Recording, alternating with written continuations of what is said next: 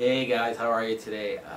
I'm with Kelly Duckhorn today, and she's the Director of Sales and Marketing for Ehlers Winery in Napa Valley. It's in St. Helena.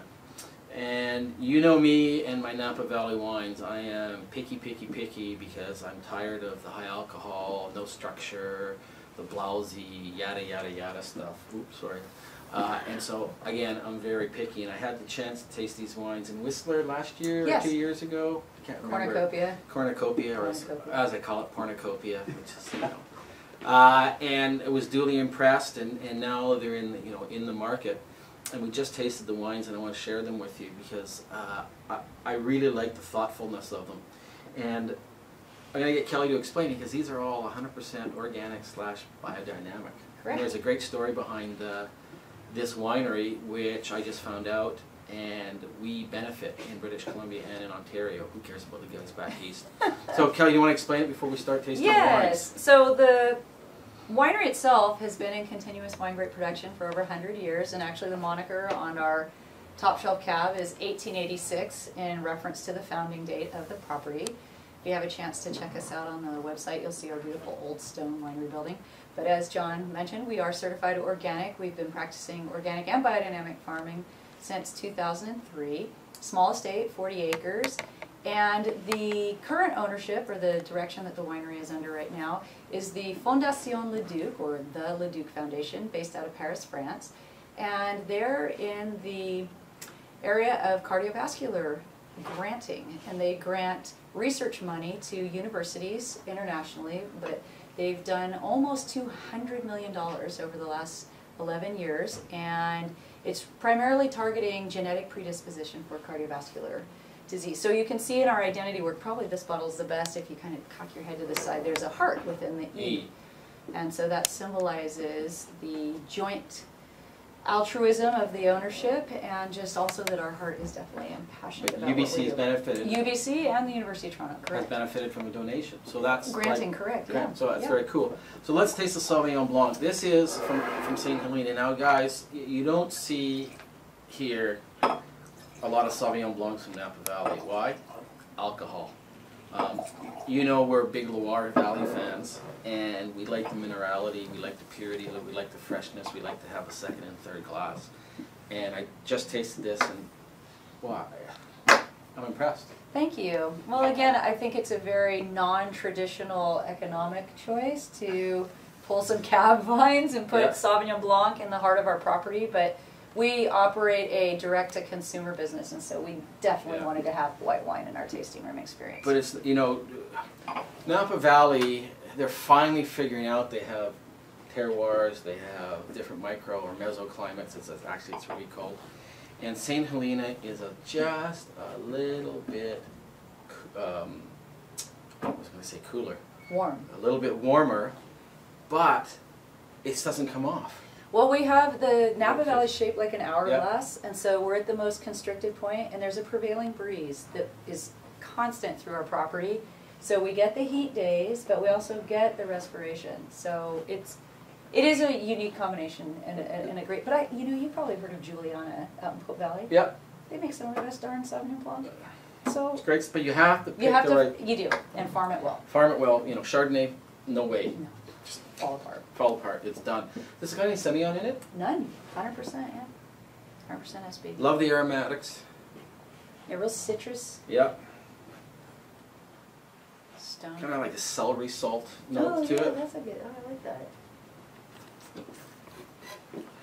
that. A little. This is not a little sweetness to it. Which no RS. But it's fresh. It's good. I like it. Thank you. It's really clean. Very nice wine, $44.95. About the price of a good sense there.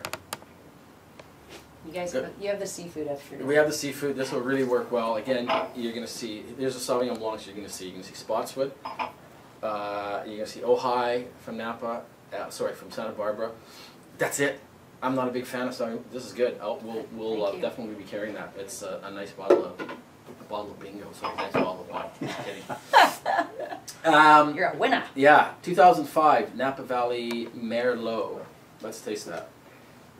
This is a cab lover's Merlot. So all of you that are out there poo-pooing Merlot and thinking that you shouldn't drink it, John's going to convince you that Well, look at the color. there are some good cab or Look at the Merlot. color to it. It's not, you know, it hasn't been diluted. It's not from overcropped, which means too many grapes. It's got some color. It's got some weight. It's got some balance to it. Yeah, no training wheels required on this. No, no. Definitely has some. 100% Merlot? No, this now has Cab and Cab Franc. Yeah, it just boosts it up. Even the great Pomerols have a little bit of broad shoulders to it, some Cab Franc in the wines. And this is the first year that we went 100% estate too, Okay. the 05 vintage. Firmness to it, Yeah. and then hits up with some weight and some richness. Nice wine. I think it's about 70, how much was it? 74 bucks? 74, that sounds Something right. like that. Yep. Nice wine. Well done. Thank you. And then we are on to the 2007. Now this is the first. Is this the first vintage with a new winemaker? Correct. He used to be. Kevin used to be at Stag's Leap. Mm-hmm. The Domainy Stag's Leap. Yeah.